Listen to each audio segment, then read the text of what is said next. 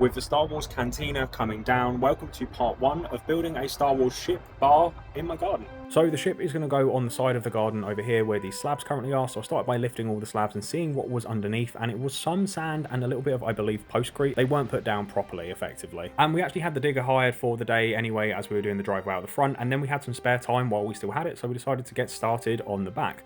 A lot of people ask what opinions the neighbours have of the cantina and things, and this is actually one of my neighbours, Phil, who's operating the digger for me as he's operated them before, and I didn't want to accidentally break anything. So now this is what's done with the digger, kind of got it back down to ground level compared to what it was at before with the slabs and things. The slabs sporadically put on a little bit, a very thin amount of cheap, not so good postcrete, and then in other areas just no postcrete at all, and it was just on sand. So underneath that was sand, and then some, again, spotty amounts of MOT subbase, otherwise just straight onto dirt.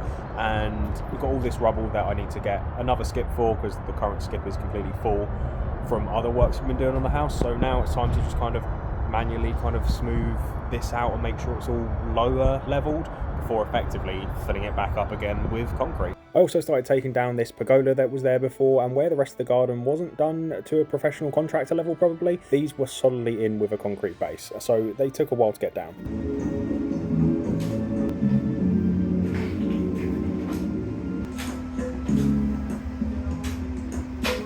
I then started building a frame of where the concrete was going to go with some 6x4s here, and hammering pegs in around the edges and screwing it in so they wouldn't bow or change shape sort of thing once all the weight of the concrete and stuff was in there. It then took a lot of energy shoveling 2-ton bags of MOT subbase into this small wheelbarrow and then bringing it around the back to where it needed to go, until the bags were low enough that I could just kind of drag them round just about. Come on!